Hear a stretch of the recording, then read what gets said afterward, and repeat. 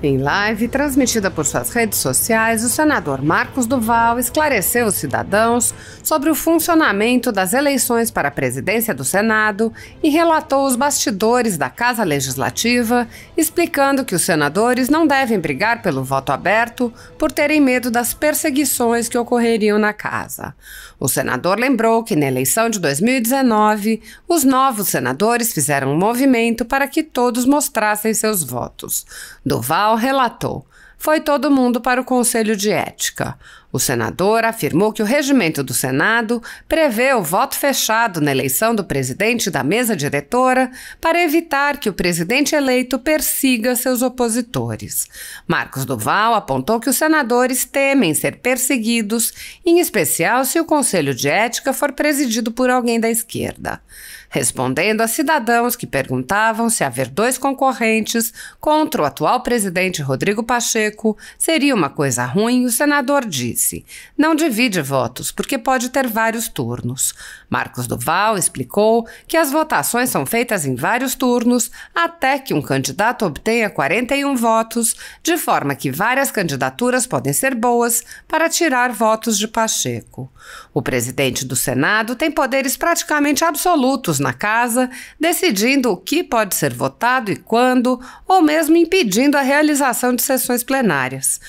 Os contribuintes sustentam 81 senadores e um orçamento de cerca de 5 bilhões por ano, mas o presidente da casa pode decidir sozinho e ignorar os pleitos dos representantes do povo. A concentração de poderes nas mãos de poucos senadores vem levantando questões sobre a representatividade do Senado e até sobre sua utilidade, já que o colegiado pode ser ignorado pela vontade de um único senador, como ocorre com os pedidos de impeachment de ministros do Supremo Tribunal Federal. Embora a apreciação dos pedidos seja a responsabilidade do Senado Federal, os presidentes vêm impedindo qualquer apreciação pelo colegiado, empilhando os pedidos em suas gavetas. Durante o mandato de Rodrigo Pacheco, quase 70 pedidos de impeachment de ministros foram apresentados e nenhum foi sequer levado à avaliação dos senadores. Sem controle externo, alguns ministros do Supremo agem ao arrepio da Constituição. Em inquéritos secretos, o ministro Alexandre de Moraes, por exemplo, promove uma aberta perseguição a adversários políticos. Em um desses inquéritos, a Folha Política teve sua sede invadida e todos os seus equipamentos apreendidos, inclusive celulares e tablets dos sócios e de seus filhos. O inquérito foi arquivado por falta de indícios de crimes, mas os dados sigilosos foram compartilhados com outros inquéritos abertos de ofício e com a CPI da pandemia, que compartilha dados sigilosos com a velha imprensa. Sem justificativa jurídica, o ministro Luiz Felipe Salomão, ex-corregedor do Tribunal Superior Eleitoral, confiscou toda a renda da Folha Política e de outros sites e canais conservadores para impedir suas atividades. A decisão teve o aplauso e o respaldo dos ministros Luiz Roberto Barroso, Alexandre de Moraes e Edson Fachin. Há mais de 18 meses, toda a nossa receita é retida sem justificativa jurídica. Se você apoia o trabalho da Folha Política e pode ajudar a impedir o fechamento do jornal, doe qualquer valor através do Pix, utilizando o QR Code que está visível na tela ou o código ajude@folhapolitica.org. Caso não utilize Pix, há a opção de transferência bancária para a conta da empresa Raposo Fernandes, disponível na descrição deste vídeo e no comentário fixado no topo. Há 10 anos, a Folha Política vem mostrando os fatos da política brasileira e dando voz a pessoas que o cartel midiático quer calar. Pix ajude@folhapolitica.org. Primeiro o seguinte, até para eu poder explicar para vocês a questão do voto aberto e voto fechado. Bom, eu tinha anotado isso para falar com vocês, porque não sei se vocês lembram de 2019, quando eu entrei no Senado, teve as eleições para a mesa, para a presidência do Senado. Na época era Renan Calheiros, era um dos candidatos, e aí eu falei que ele seria uma vergonha, né, se ele fosse presidente do Senado e tal. E aí todo mundo, nós fizemos um movimento na hora dos novatos de apresentar o voto, de deixar o voto aberto. E aí foi todo mundo para o Conselho de Ética. A nossa sorte na época, que o Conselho de Ética era presidido por um senador muito tranquilo, de direita e tal, e aí ele arquivou tudo. Porque no regimento do Senado fala do voto fechado. E não é porque a gente... É engraçado, porque parece que a gente só acredita quando está aqui dentro. O voto fechado não é para enganar o brasileiro que está aí, vocês, né? Não é para, tipo, pô, fazer esquema e vamos manter voto fechado, né? Não, era para evitar que acontecesse isso antes. Imagino em 2019, quando eu falei aquilo pro Renan Calheiros e todo mundo apresentou o voto. Vamos imaginar que Renan ganhasse.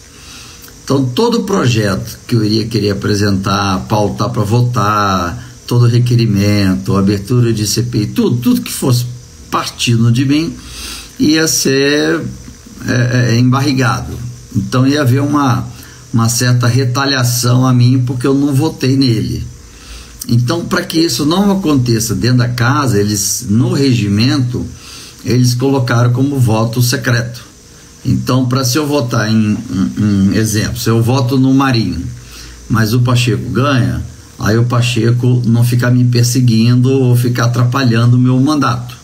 Então, eu acabo não produzindo, e aí chego com os meus eleitores e falo, pô, Duval, você não está produzindo nada, o que está acontecendo? Então, era uma reclamação que existia isso há tempos, eu não lembro quando é que foi, eu não esqueci de perguntar que época que mudou, então passou a ser voto secreto por conta disso, né? Então, como está se ventilando de que o novo presidente do Conselho de Ética possa ser alguém da esquerda, tá todo mundo meio assim, e aí, vamos arriscar todo mundo voto aberto ou não? Porque sendo da esquerda está apoiando Lula, e se a gente mostrar o voto para eleger o Marinho, aí a gente vai ser perseguido lá dentro e vai atrapalhar o nosso mandato.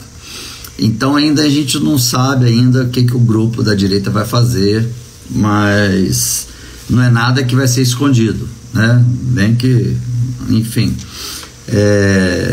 o voto não é eletrônico, é num papel, joga na urna e tudo mais.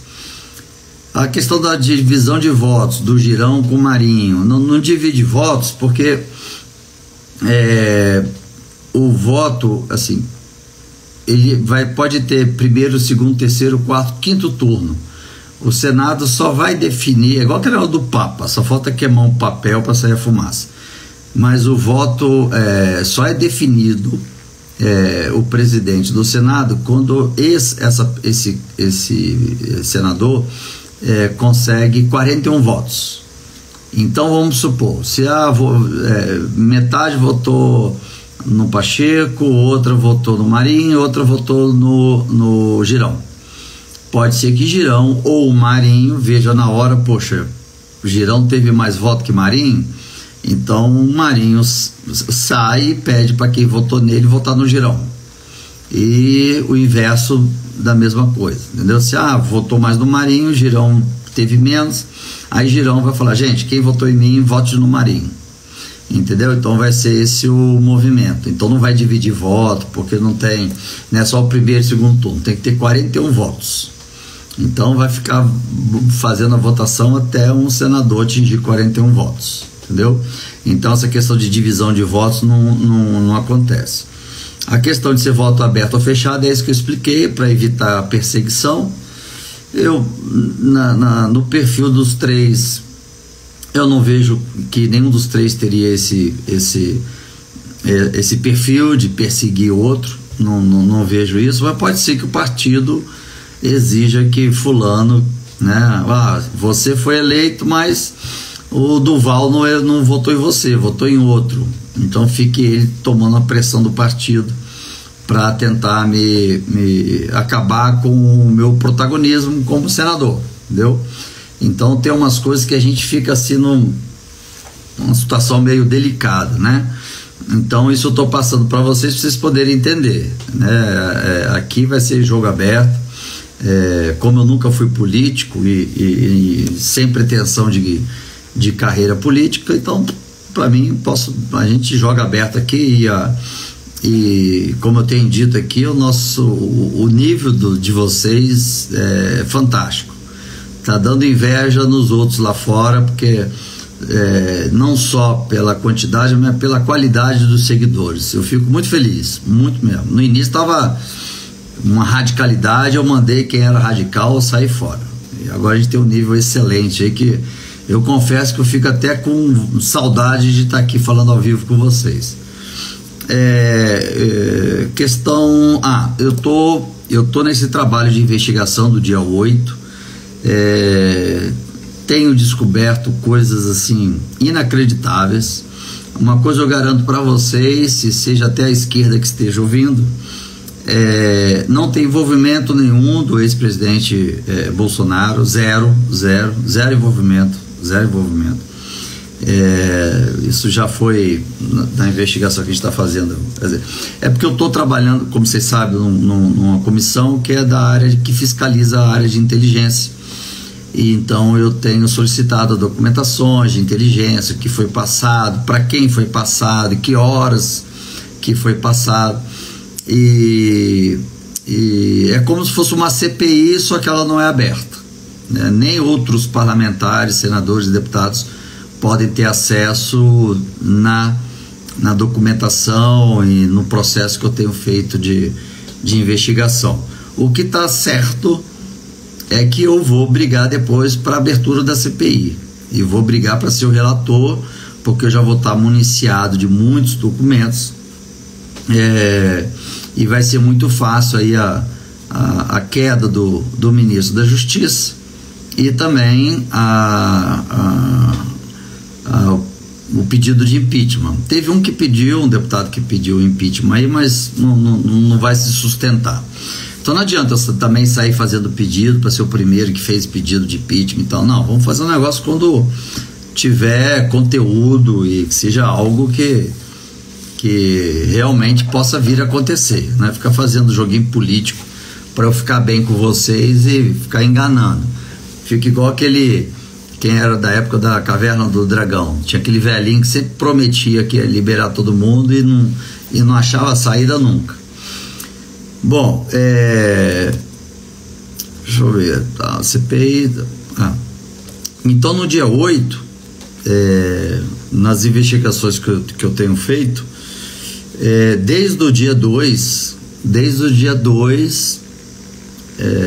toda a cúpula de segurança, Ministério da Justiça, Ministério da Defesa, o GSI, que é o Gabinete de Segurança Institucional, que cuida da segurança do presidente e passa as informações estratégicas para que ele possa tomar as decisões. O GSI hoje, o que coordena o GSI hoje é o chamado G. Dias, é um general que é muito amigo do presidente Lula de muitos anos. E a atual esposa do presidente, Jandi. Qual o nome dela? Janja. A Janja tá tocando o terror lá dentro tá arrumando uma confusão que vocês nem imaginam. Uma confusão, tá tirando todos os militares lá de dentro, quer que a Polícia Federal faça segurança. A Polícia Federal não tem efetivo para isso. Esse general, que é muito amigo do Lula, tá zero força, tá sozinho, e o GSI tá se desmoronando. A ABIN, que é a Agência Brasileira de Inteligência, já estão querendo colocar lá no Ministério da Justiça e tirar ali da hierarquia do GSI, que é dentro do Palácio do Planalto. A Guarda Presidencial tinha no dia 8 600 homens de prontidão. Olha só, no dia 8 tinha 600 homens de prontidão da Guarda Presidencial. Era só ligar e falar agora que eles estariam com todo equipamento de distúrbio civil, tudo pronto. Não foi acionado, né? Outra questão, o ministro da Justiça tinha 500 homens da Força Nacional também pronto, equipados contra distúrbios civis, em posição, era só agora, isso aí. O ministro vai, ele mesmo fala que ele abriu a janela do ministério, aí viu, fechou e deixou por isso mesmo. Então, ele tá fácil, ele vai cair fácil. Sabe por que ele não caiu ainda? Olha só, olha a informação que eu vou dar para vocês. O irmão dele, do ministro da Justiça, ele não é bem-vindo no PT. Olha só, ele não é bem-vindo no PT. Ele impôs ficar ali no Ministério da Justiça, porque ele tem um irmão dele que é vice-procurador-geral, subprocurador-geral da República, e foi um dos que trabalhou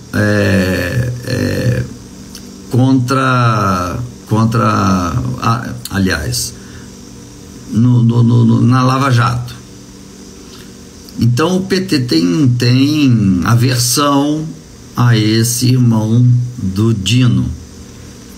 E o Dino meio que colocou o PT na parede e disse: ou é isso, ou eu vou botar para ferrar vocês. Então o PT está refém do Dino. Tanto é que o PT quer que separe a segurança pública do Ministério da Justiça para abrir um Ministério da Segurança Pública, que isso para os policiais é muito bom, e ele não quer. Ele está falando: não vou, eu quero tudo. Até porque também ele responde uma cacetada de denúncias. Girão até encampou isso, do consórcio Nordeste na venda de aparelhos respiratórios, superfaturamentos, pagamentos antecipados e nunca tiveram o aparelho, até hoje não apareceu o aparelho. Então, assim, ele também é todo enrolado, cheio de denúncias contra ele, e por isso que ele quis sentar na cadeira do Ministério da Justiça, porque aí ele controla tudo. E como tudo está sendo passado para a Polícia Federal, e a Polícia Federal está muito incomodada porque isso não faz parte do trabalho da Polícia Federal, essa questão do GSI, é uma maneira de pegar o pouco efetivo que a Polícia Federal tem para poder ficar fazendo a segurança do presidente, da família, dos locais, e ter menos policiais fazendo investigação contra crime organizado e contra a corrupção. Olha só a jogada.